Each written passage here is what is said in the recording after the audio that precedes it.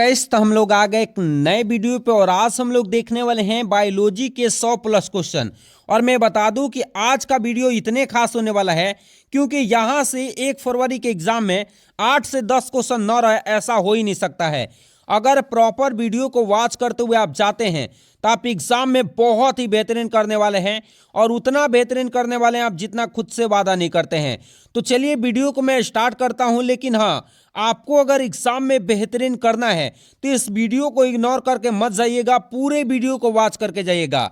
अगर आपके पास समय होगा तो मैंने जितने इसके पहले भी वीडियो अपलोड कर रखा है उसको भी आप लोग 2x पर एक बार देख लीजिएगा, तो आपके एग्जाम में बहुत ही बेहतरीन होने वाला है और आप एग्जाम में 35 में 35 सब्जेक्टिव सही करके आएंगे।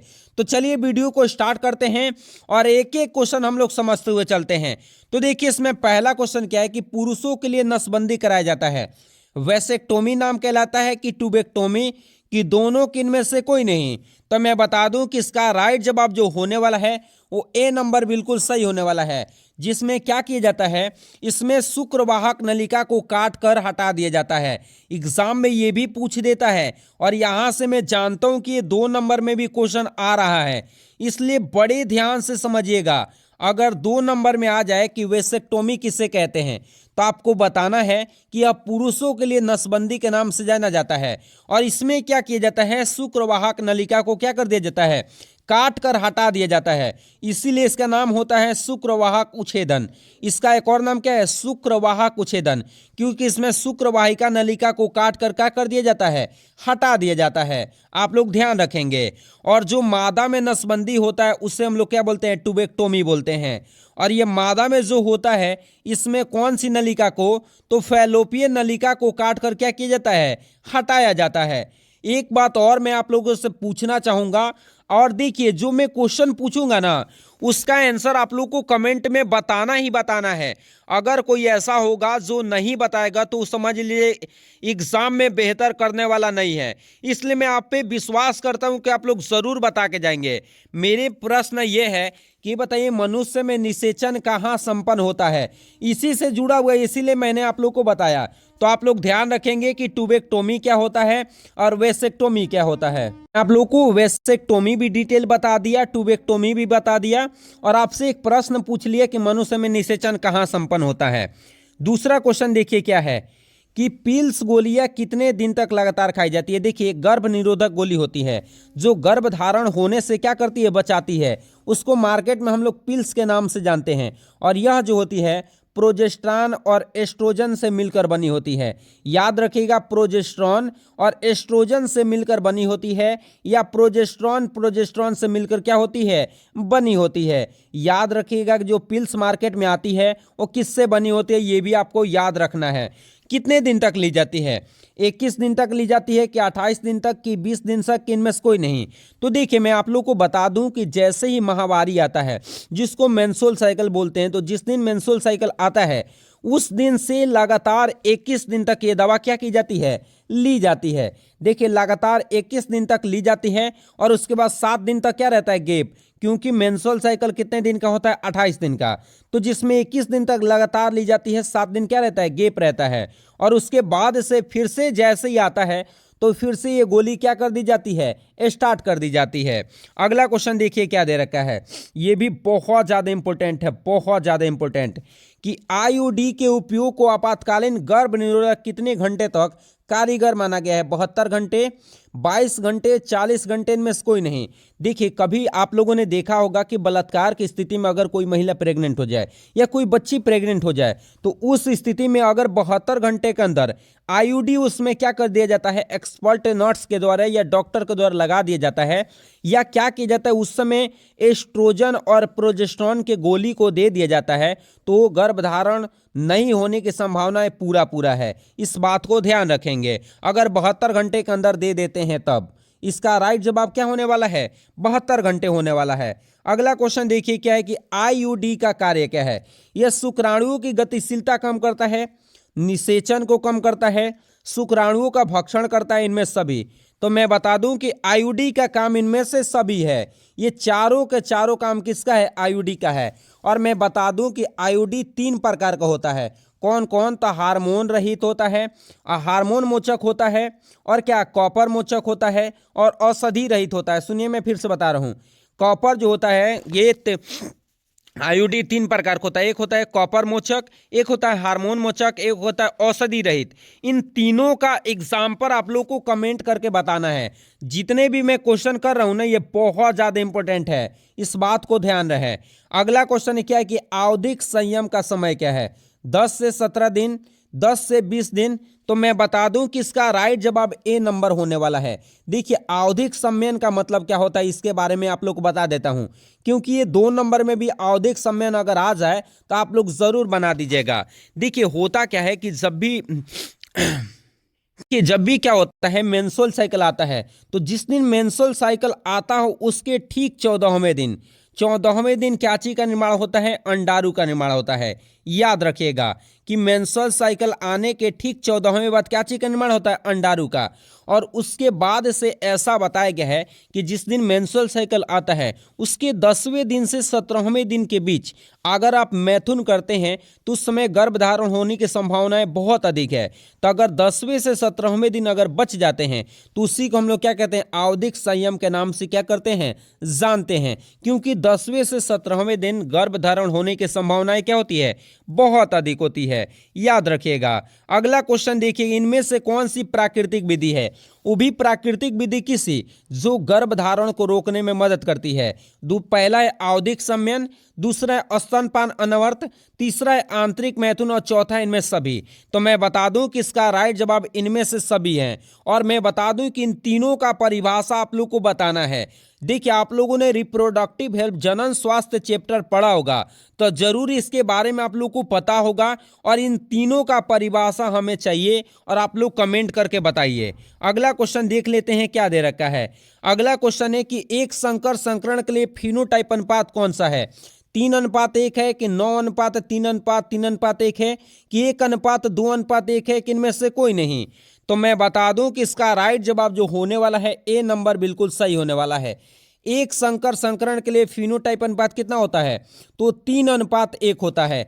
वही अगर आपसे जीनोटाइप अनुपात पूछा रहता तो आपको ध्यान रखिएगा कि जीनोटाइप अनुपात कितना होता है, तो आप लोग को याद रख लेना है 1:2:1 है।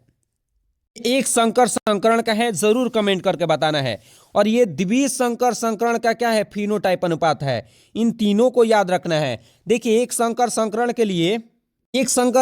के लिए फिनोटाइप अनुपात कितना हुआ? 3:1 हुआ। और जीनोटाइप अनुपात कितना हुआ? 1:2:1 हुआ। और वही द्विज संकर संकरण के लिए फिनोटाइप अनुपात कितना हो गया? तो 9:3:3:1 हो गया। अगला क्वेश्चन देखिए क्या दे रखा है। अगला क्वेश्चन है कि मानव को कितने वर्ष पूर्व यह ज्ञान हो चुका था कि विविधता का कारण लैंगिक जनन है? देखिए आप लोग को भी पता है कि विभिन्नता किसके कारण होती है? लैंगिक जनन के कारण होती है। और ये पता चल गया था 8000 से 10,000 वर्ष पहले। मतलब क्या? ये आपको ए नंबर बिल्कुल सही होने वाला है। अगला क्वेश्चन है कि मेंडल ने प्रयोग किया था कितने वर्ष तक? 7 वर्ष तक, 5 वर्ष तक, 4 वर्ष तक, 3 वर्ष तक? तो मैं बता दूं कि इसका राइट जवाब जो होने वाला है 7 वर्ष होने वाला है। और कब से कब किए थे? तो 1856 से ले तक, और आप 18 से 63 तक किए थे। यह आप लोग को याद रख ही लेना है, ना का सवाल नहीं है। और मैं आप लोगों से प्रश्न पूछना ये चाहता हूं कि मेंडल किस सदी के वैज्ञानिक थे और उन्होंने किस पौधे पे काम किया था? इसका आंसर आप लोगों को कमेंट करके बताना ही बताना है। अगला क्वेश्चन है कि मेंडल ने कितने जोड़ी लक्षणों को लिया था? ऑप्शन में क्या है? 7 जोड़ी, 5 जोड़ी, 19 जोड़ी, 4 जोड़ी? तो मैं बता दूं कि इसका भी राइट जवाब क्या होने वाला है? ए नंबर बिल्कुल सही होने वाला है। अगला क्वेश्चन देखिए क्या दे रखा है कि विकल्पी विपरीत लक्षण वाले संकेतक जोड़े को क्या कहते हैं? एलील कहते हैं, युग्म विकल्पी कहते हैं, दोनों कहते हैं, इनमें से कोई नहीं? तो मैं बता दूं कि इसका राइट जवाब सी नंबर बिल्कुल क्या होने वाला है? सही होने वाला है, जो कि बहुत ज्यादा इंपॉर्टेंट है। अगला क्वेश्चन है कि क्या प्रभाविता का नियम लागू होता है F1 पीढ़ी पर या द्वितीय पीढ़ी पर? दोनों पर, इनमें से कोई नहीं? तो मैं बता दूं कि प्रभाविता का नियम जो है वो F1 पीढ़ी पर लागू होता है।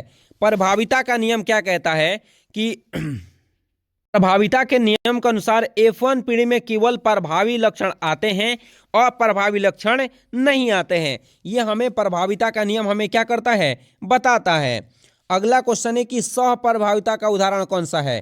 त्वचा का रंग है या एबीओ रक्त समूह है, दोनों है और इनमें से कोई नहीं।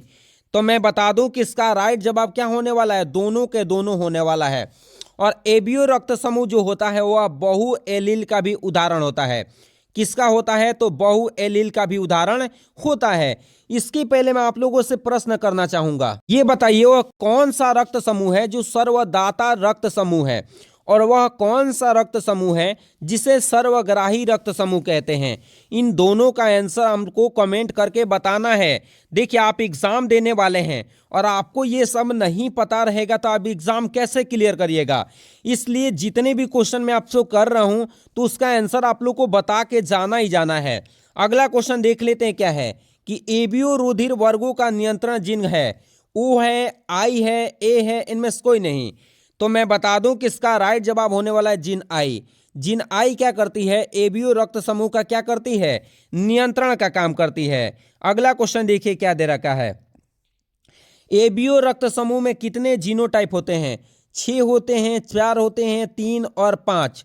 तो मैं बता दूं कि इसका राइट जवाब होने वाला है कितना, 6 होने वाला है। मैं आप लोगों से फिर यहां पे प्रश्न करूंगा कि बताइए एबीओ रक्त समूह की खोज किसने किया था, जरूर कमेंट करके आप लोग को बताना है।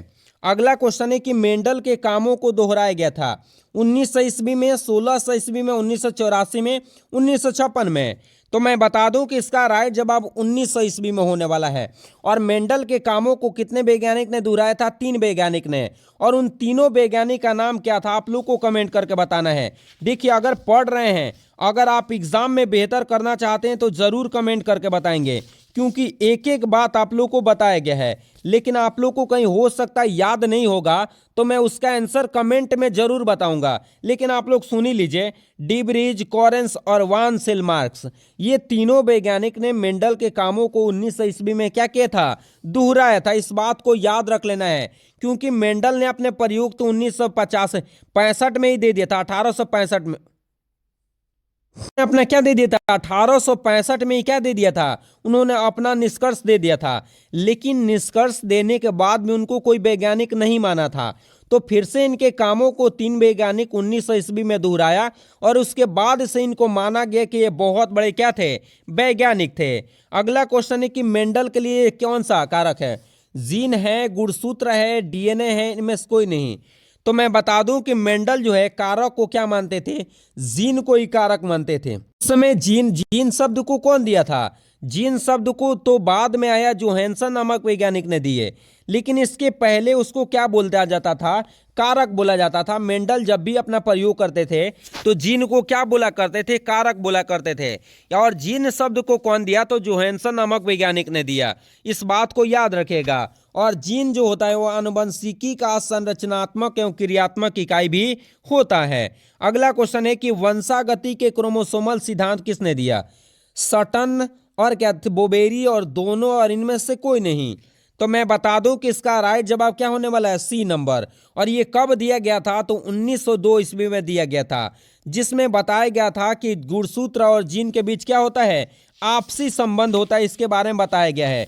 देखिए यहां से 2 नंबर का क्वेश्चन एक बता देता हूं जो कि इस साल एग्जाम में आएगा ही आएगा।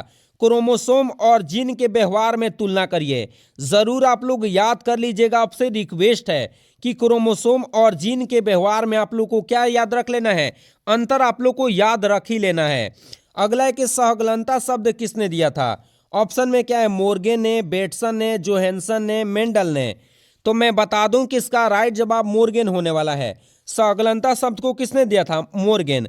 और मोर्गेन जो है किस पर काम किए थे आपको याद रखना है, ये फल मक्खी पर काम किए थे। उसका नाम था क्या था, ड्रोसोफिला मेलेनोगेस्टर, ड्रोसोफिला मेलेनोगेस्टर पर इन्होंने काम किया था और सहगलनता के बारे में बहुत कुछ खोज किया है। इसीलिए इनको एक्सपेरिमेंटल फादर कहा जाता है। किसका, तो आपको याद रखिएगा, इनको एक्सपेरिमेंटल जेनेटिक्स के फादर भी इनको कहा जाता है। इस बात को याद रखिएगा। और बेटसन जो है ये आनुवंशिकी शब्द को दिए हैं। कौन सा शब्द दिए हैं? आनुवंशिकी शब्द को किसने दिया है? तो बेटसन नामक वैज्ञानिक ने दिए थे। और जोहानसन कौन सा शब्द दिए हैं? तो याद रखिएगा कि ये जीन शब्द दिए हैं। और मेंडल के बारे में तो आप लोग जानते ही हैं कि मेंडल क्या थे। अगला क्वेश्चन देख लेते हैं क्या है। अगला क्वेश्चन है कि मोर्गन के शिष्य कौन थे? बेटसन थे, जोहानसन थे, मेंडल और फिर स्टीवेंट। तो मैं बता दूं कि इसका राइट जवाब डी नंबर बिल्कुल क्या होने वाला है? सही होने वाला है। आपको ध्यान रखना है। अगला क्वेश्चन है कि एक्स काय की खोज किसने किया था?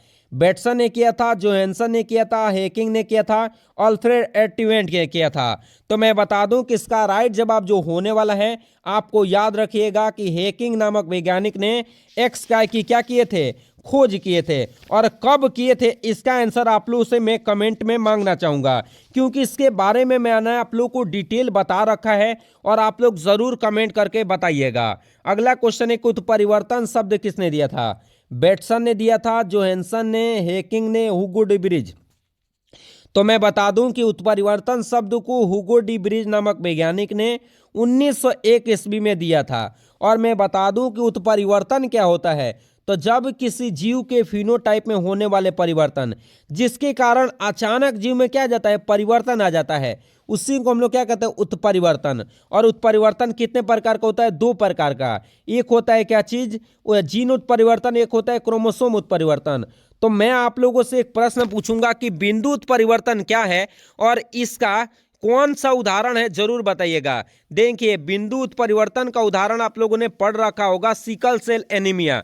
तो सिकल सेल एनीमिया के बारे में आप लोग को डिटेल कमेंट करके बताना है। और आप लोग को बिंदु उत्परिवर्तन किसे कहते हैं उसका भी आंसर आप लोग को कमेंट में बताना ही बताना है। ऐसे आप लोग को नहीं जाना है, कमेंट करके बता के ही जाना है। अगला क्वेश्चन देखिए क्या है कि किस विकार में छठे कोडोन में GAG के जगह पर GUG आ जाता है? सिकल सेल एनीमिया, हीमोफीलिया, वंध्यता, इनमें से कोई नहीं।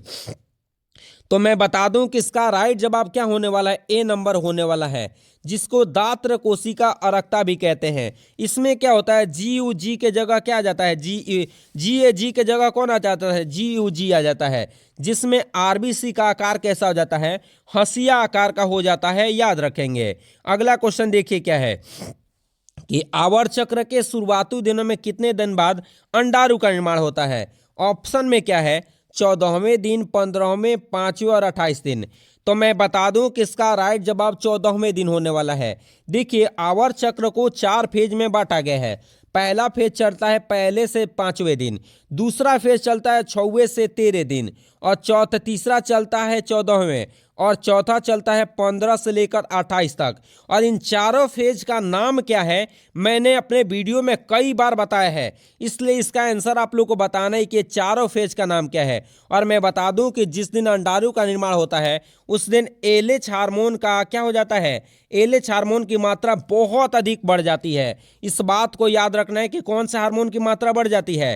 तो LH हार्मोन की मात्रा बहुत अधिक क्या हो जाती है? बढ़ जाती है। अगला क्वेश्चन देख लेते हैं क्या दे रखा है। ये भी बहुत ज्यादा इंपॉर्टेंट है कि प्रथम रजो धर्म की शुरुआत यौनारंभ पर शुरू होते उसे क्या कहते हैं? रजो दर्शन, रजोनिवृत्ति, दोनों इनमें से कोई नहीं।